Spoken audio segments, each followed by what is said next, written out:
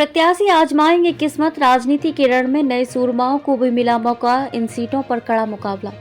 दिल्ली विधानसभा की 70 सीटों पर 5 फरवरी को होने वाले आम चुनाव में 699 प्रत्याशी अपनी किस्मत आजमाएंगे। चुनाव में हुए 1522 नामांकन के बाद आयोग ने 981 प्रत्याशियों के पर्चे को सही पाया था। इसके बाद हुई स्क्रूटनी में 719 दावेदार रह गए। नाम वापस लेने की प्रक्रिया के बाद चुनावी मैदान में अब 699 प्रत्याशी 70 विधानसभाओं में अपनी किस्मत आजमाएंगे। नई दिल्ली सीट पर होगा सबसे कड़ा मुकाबला। मुख्य निर्वाचन अधिकारी कार्यालय से मिली जानकारी के मुताबिक सबसे कड़ा मुकाबला नई दिल्ली विधानसभा सीट पर होगा।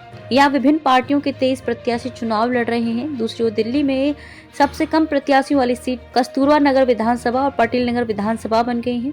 इन दोनों सीटों पर कांग्रेस, भाजपा और आप सहित कुल 5-5 प्रत्याशी चुनावी मैदान में हैं। वहीं कालकाजी विधानसभा सीट पर भी घमासान है। यहां कांग्रेस, भाजपा के धुरंधरों के अलावा आप प्रत्याशी को टक्कर देने के लिए 10 अन्य प्रत्याशी भी मैदान में हैं। इसी तरह से जंगपुरा विधानसभा सीट पर 9 प्रत्याशी चुनावी मैदान में हैं। इन सीटों पर भी कड़ा होगा मुकाबला। दूसरी तरफ ग्रेटर कैलाश, श्रीनगर और तिलक नगर विधानसभा में 6 प्रत्याशी चुनावी दंगल में है, जबकि चांदनी चौक, त्रिलोकपुरी, कृष्णा नगर, दिल्ली कैंट, राजेंद्र नगर, नरेला, बवाना, शकूर बस्ती, मालवीय नगर, देवली और पालम में 7-7 उम्मीदवार मैदान में हैं। पार्टियों ने राजनीति के रण में उतारे नए सूरमा।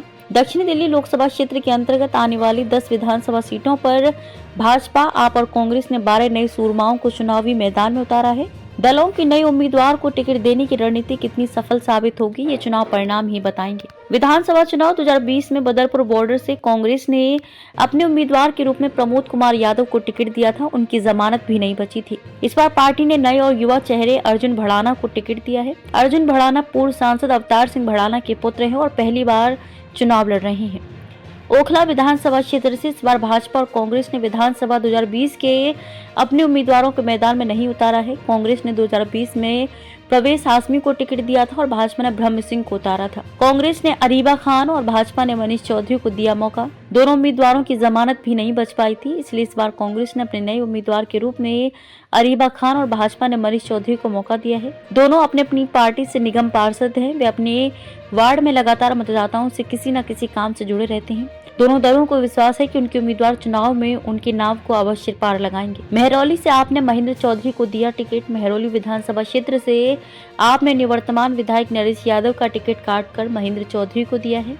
इसी सीट पर भाजपा ने कुसुम का टिकट काटकर गजेंद्र यादव को मैदान में उतारा है। मालवीय नगर से कांग्रेस ने नए प्रत्याशी के रूप में जितेंद्र कोचर को तो संगम विहार नए चेहरे हर्ष चौधरी को टिकट दिया है। कस्तूरबा नगर से आपने नए उम्मीदवार रमेश को टिकट दिया है। अंबेडकर नगर से कांग्रेस ने जयप्रकाश को उतारा है। देवली विधानसभा क्षेत्र से भाजपा ने अपने गठबंधन के सहयोगी दल लोक जनशक्ति पार्टी एलजेपी को चुनाव लड़ने के लिए समझौते में दे दी है।